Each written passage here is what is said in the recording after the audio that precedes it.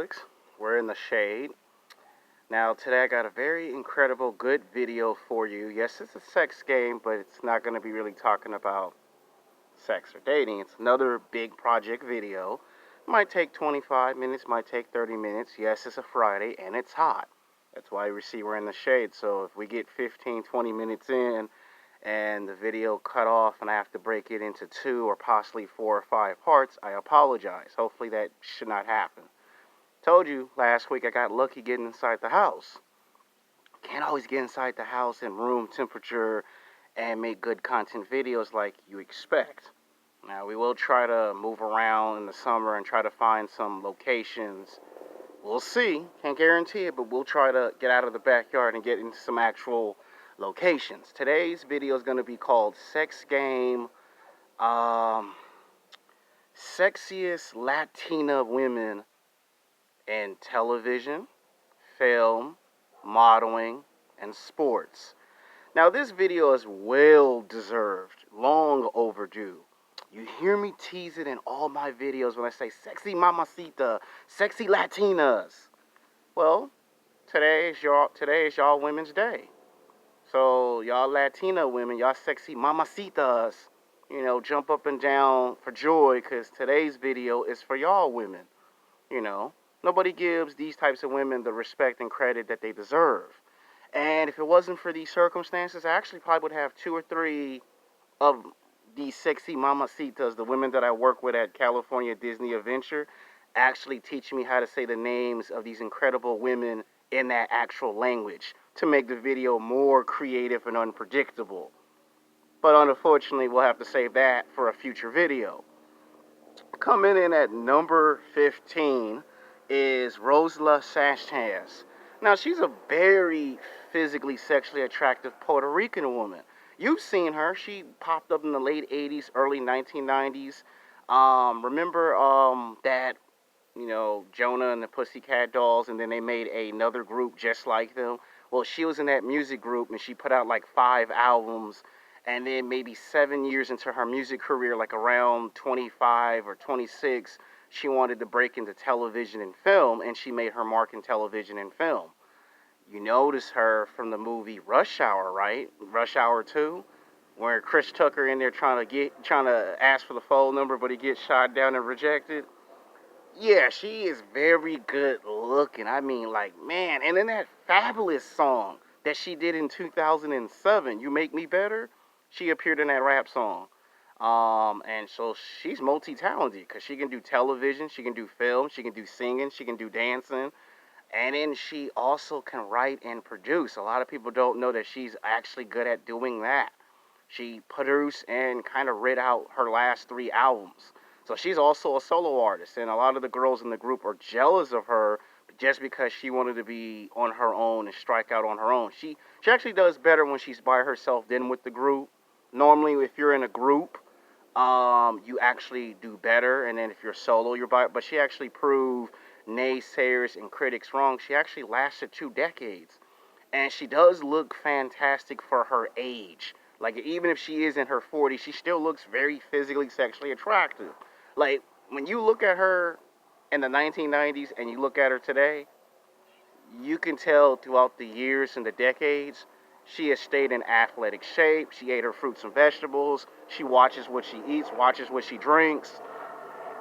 And she also appeared on that television show, Divas Made, that was on for 3 seasons. I mean, the way she could dance and move in there, it's like, God damn, girl. You know how they say men age like fine wine? Well, apparently that must be working for her. I mean, apparently she took the concept that's for men and said, I'm going to make it apply to me. Now, some people will probably throw in, she probably messing with plastic surgery, but you could tell it's 100% natural beauty. Plastic surgery, you can kind of tell where they begin and end. With her, it's all natural beauty. So, yeah, that's why she's on this list.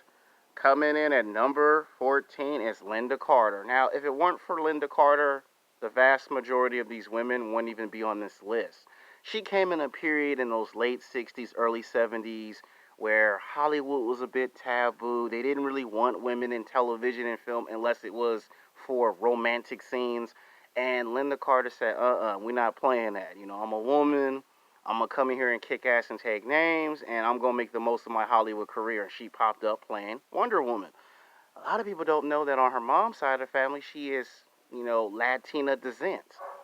Yeah, she got some Spanish up in her. She got some Latina in her. I was like, damn, Wonder Woman Latina? Damn. I mean, my mom loved that television show, Wonder Woman. The show was on for 4 seasons. Unfortunately, they canceled it because they didn't think it was going to be a long-term investment. Her character did team up with characters like Batman and Superman and did pop up in I Love Lucy specials. But she kind of opened the door for Latina women to come in and do what they're doing today. If it weren't for her, most of these women would not have the right to voice their opinions at movies and television shows. Like, she's the first woman to play an iconic superhero. Just think about how many years it took before we got Wonder Woman of now in movies. If you go back 25, 30 years ago, there was only one television show. She was in it. If it weren't for Lynda Carter, you would have never gotten another Wonder Woman. And you sure in the hell would have not had all these women today making the kind of money they make. Because she does speak up for not just Latina women. She speaks up for all women in Hollywood. And she's been around in the game for so long that she is revered as a legend. So that's why she's on this list. Coming in at 13 is another legend, Shakira. Now, Shakira is like a cross between Madonna and Beyonce. When she was in her prime, nobody could touch Shakira. I mean, she put out her 7 albums. She did that one song that was all in Spanish. And you know what? I actually liked it, the song.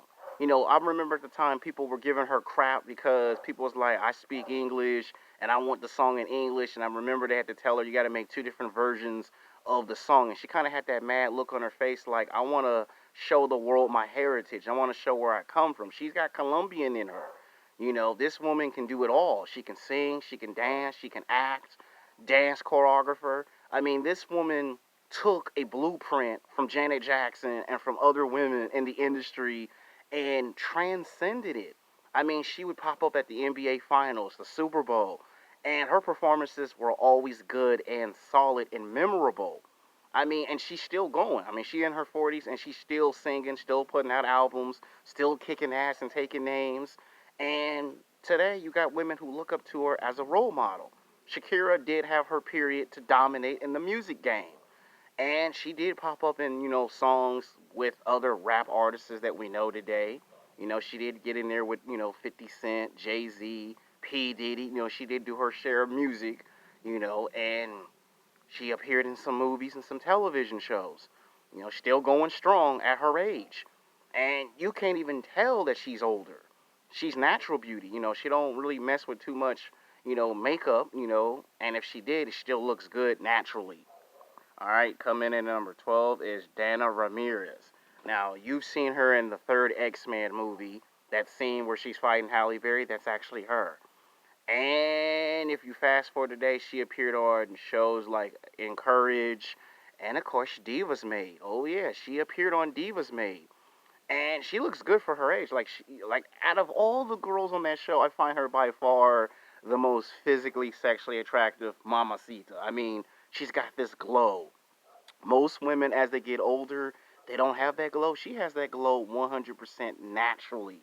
Like, you can tell that when you see her and you probably ask her for an autograph, you probably might ask her how many times you get on. She probably might smile and laugh and say a lot. And she's in her 40s. She just turned 40. Guys in her 20s and 30s be hitting on her. And when she goes to the Latina Film Festival, oh, you can tell she's going to get hit on a whole lot.